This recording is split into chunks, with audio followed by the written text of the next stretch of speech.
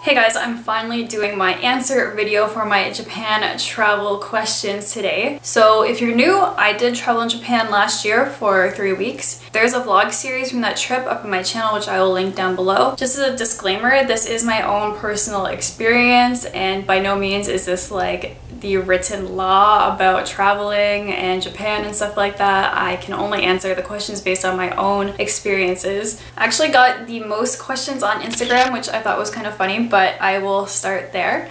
So the first question is from Thomas. Which was your favorite place and least favorite place, and why? That's such a hard question to answer because I love all the different places I've been to in Japan, like the big cities as well as the countryside, the mountains. I had a really good experience staying in like an authentic Japanese house through Airbnb in like a really small town in Kyoto. I don't think I can pick where my favorite place is in Japan though. I feel like I have different emotional attachments to different places. Like the first place I ever went to in Japan was in Chiba Prefecture, so I feel like this very like homey vibe from Chiba. And I also feel like that if I ever do live in Japan, that wherever I end up making my home will become like my favorite spot in Japan. So I don't really feel like I can pick my favorite spot. And equally, I don't really have a least favorite spot. I kind of have been to Shibuya like a lot, so I kind of feel like it's a little overrated in a way. Like I don't even really dislike it, but it's just like a very crowded area. But there's also a lot of good stuff there. It's very good for shopping, and there's a lot of restaurants, and basically everything you need is there. But you know, I could live without ever going there again. Next up is Tai Naka, and he left a whole paragraph of questions. So how much money did you save for your trip? So I went to Japan in the spring of 2016, so it was very expensive. Everything is overpriced, so I saved about $6,000 for my trip there. Yes, did you stay in a capsule hotel? No, I have never stayed in a capsule hotel. I used to want to, but a friend of mine told me that it's kind of dangerous for women, but as far as I understand, if there are capsule hotels, they usually have like a different wing for women to stay in. But personally, I'm a very light sleeper and I have a hard time sleeping, so I just feel like if I did go to try to sleep and spend the night in a capsule hotel, like where you're in such close quarters with other people, I wouldn't get like a single minute of sleep. So it's just not a really good idea for me. Yes, how long did you stay? I stayed for 21 days, starting at the very end of March into the last week of April. When is your next trip? Yes, that's a good question. I'm really hoping to go to Japan again fairly soon.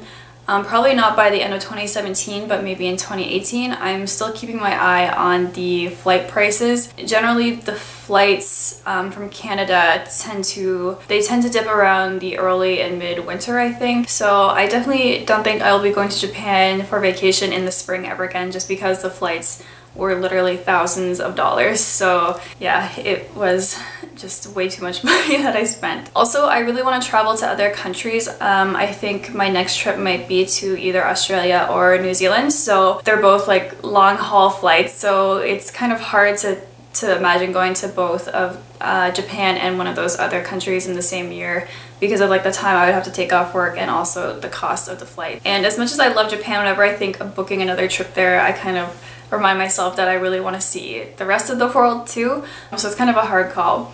He asked, what cities did you visit? Quite a few, I guess. So when I first got to Japan, I stayed right in Shibuya, Tokyo, and I stayed there for a couple of nights, and then we went out to Chiba, which is like a neighboring prefecture to Tokyo, and we would just take the train into Tokyo every day for the following 5 days to like go to the different areas of Tokyo and sightsee and stuff like that. So in Chiba, I stayed in this really small town called Hamano. We were the only foreigners that we saw there, but it was kind of worth it because it felt like a kind of like more authentic experience than if you stay like in a big hotel right in like the heart of a city, then the staff are gonna speak English more and you're gonna see a lot more foreigners. Not that there's anything wrong with that, obviously, but just when you stay in a small town, you get more of a picture of how everyday life is in Japan for most people. And I also got to practice my Japanese a lot more. So yeah, I really recommend that. We stayed in a hotel in Hamano because it was fairly cheap. I think it was like $60 or $65 a night, which was really good. And then after that, we went down to Osaka. I don't remember the names of a lot of places in that region of Japan other than like Osaka and Kyoto. So I think the place we stayed in Osaka was like right in Osaka City, not in like the downtown core, but it was still very accessible. We stayed in this really disgusting Airbnb there. After that, we went to Kyoto and I had 2 Airbnbs booked in Kyoto, and I totally forget the name of the first place we stayed in, but again, it was kind of like a smaller town type of area.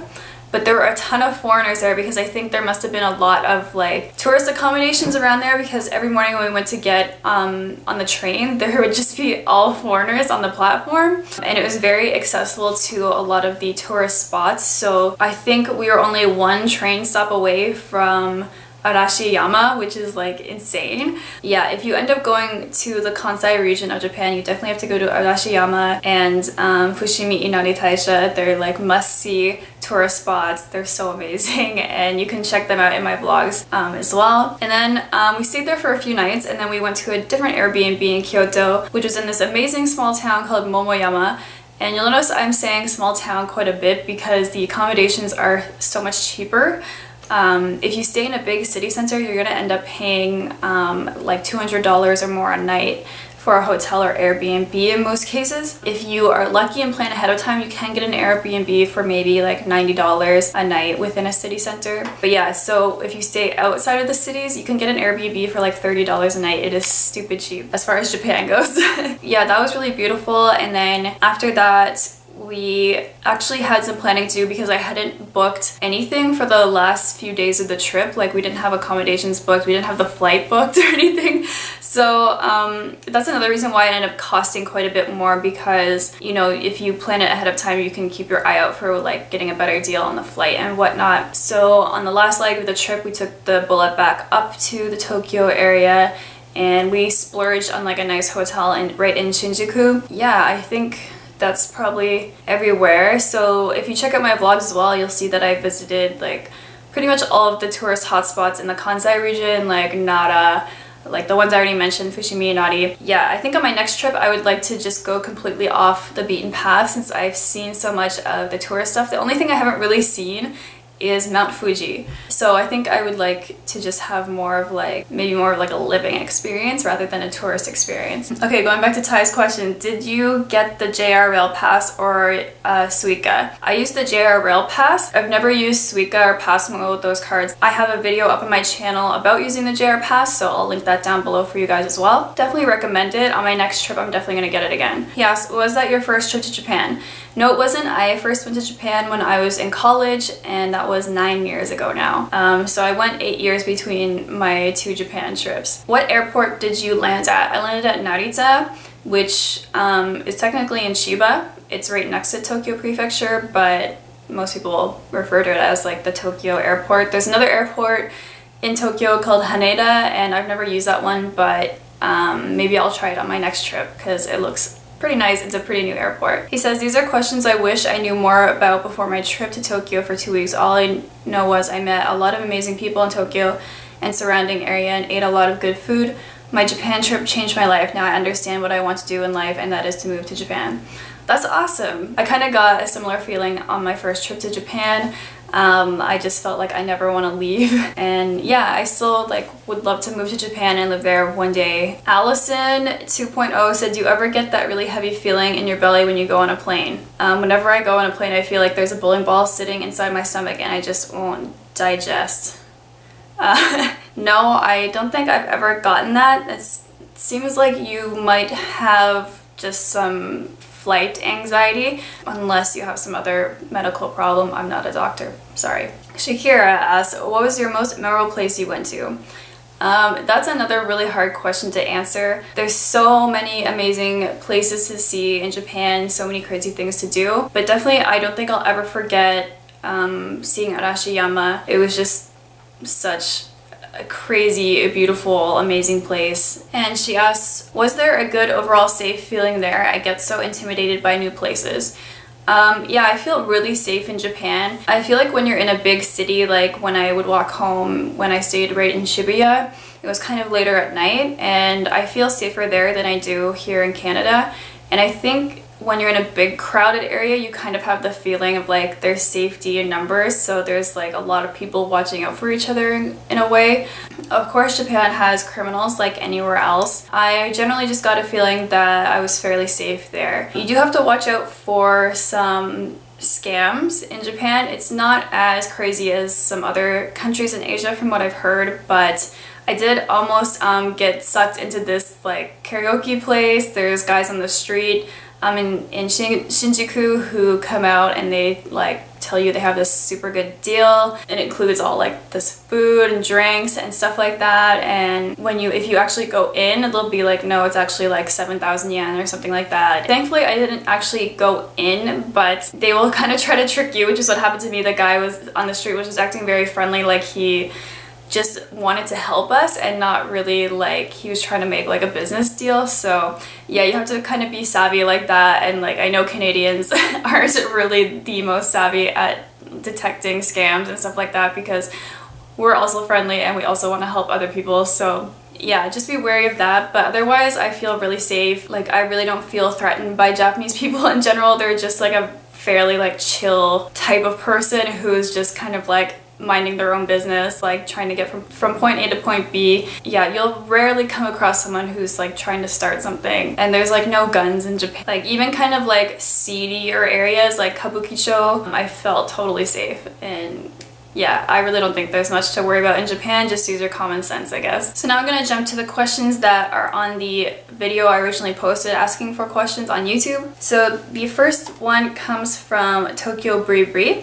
And she asked, did you find anything inconvenient when you traveled Japan? For example, lack of Wi-Fi hotspots or confusing train lines? Yes, so Wi-Fi I didn't really have a problem with because I had a Japanese SIM card on my phone. Again, I have a video on that, which I'll link down below. The confusing train lines, I did get lost on the trains like 2 or 3 times, but I kind of didn't think that was something inherent to Japan. Like I just figured that's my own fault for getting on the wrong train. Personally, the most inconvenient and frustrating thing for me was the lack of food choices. I am vegetarian. I eat exclusively vegan at home, and I cannot eat gluten, so I can't eat anything with like bread, wheat, or anything like that in it. Most of the restaurants here in Canada, you can find an option where they will have something like that catering to people who have sort of like specialized food preferences and allergies. So in Japan, it really doesn't work the same way most of the time. Vegetarianism is not a big thing there, and I've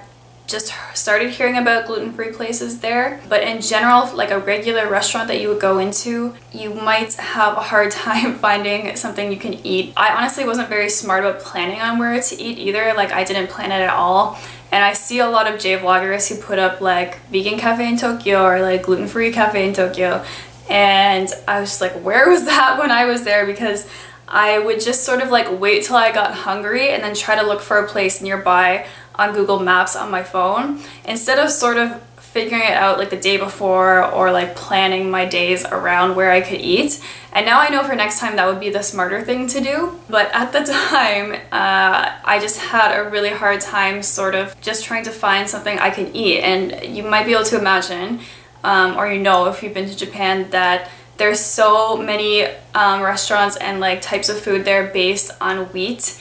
And it is so hard to try and find something that isn't like, just think about noodles. Most of the noodles in Japan are wheat. And there are so many like stands and small restaurants everywhere that are just noodle restaurants. And it's so hard to find something without wheat, let alone without meat. Also, on it or in it, and I'm pretty sure I accidentally ate meat like several times on my trip just because I didn't know what the heck I was eating. So personally that was really frustrating for me. By the end of the trip I was kind of like relieved to go home and make my own food. Granted, in a couple of the Airbnbs I stayed in I could have went to a grocery store and brought stuff home to kind of make for myself to eat on the go, but honestly when you're on vacation sometimes you really just don't want to do that.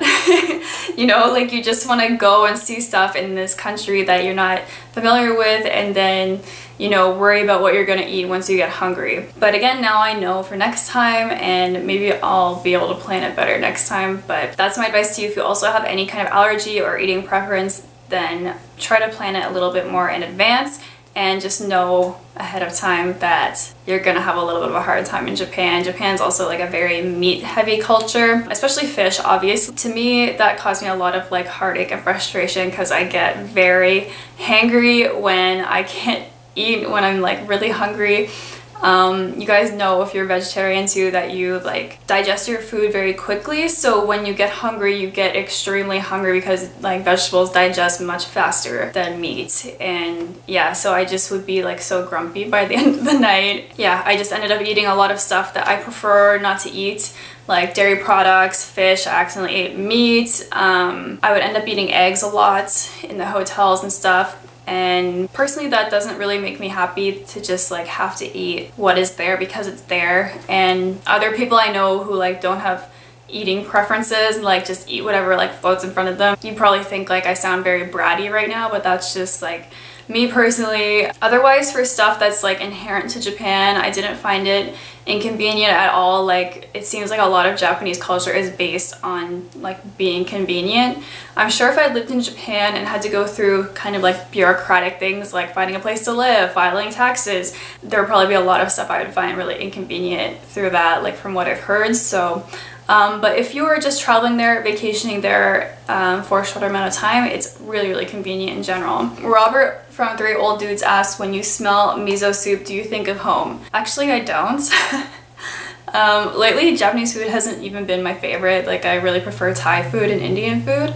But yeah, I like found in the hotels in Japan that miso soup was like such a breakfast staple, and I'm such a sweet breakfast person, and I was trying so hard to like get into the savory breakfast that is more common in Japan, but yeah, it's just not really my thing. Chipmunk Man asked several questions as well. Is this your first time going to Japan? How is it? I already answered that and it was pretty good. How many times have you been traveling and do you enjoy traveling? Yes, I do love traveling a lot. Even though I do kind of get stressed out kind of easily, I really just love seeing a new place and experiencing new cultures. How many times have I been traveling? I don't know. I was lucky enough to go to Italy when I was 16 with the school group, and yeah, since then I've been all over the US. I've been to Hawaii, I've been to Japan twice, I've been across Canada. Yeah, so I've traveled quite a bit. So yes, I enjoy traveling. I just don't really enjoy the stress kind of leading up to like getting on the plane and going. Not to ask an off-topic question, but do you happen to wear contacts or glasses by any chance because your eyes look slightly shiny and bright? If so, are you like nearsighted or farsighted? Well, I'm filming in front of a window right now, so that's probably why my eyes look that way, but I actually am nearsighted, and I find that really funny that you can conclude that just by looking at my like eyeballs. But yeah, I do wear glasses to see far away. Yeah, I didn't know like you can tell that by how shiny someone's eyes are, if that's the case. Okay, so I believe that was all the questions I got. I really had a lot of fun answering them, so if you have any more questions for me about traveling Japan, you can leave them in the comments down below. If I get a few, I would be happy to do another video on it, and I will do my best to answer them. So I hope you guys enjoyed this video. Thank you very much for watching, and I will see you in the next one. Bye!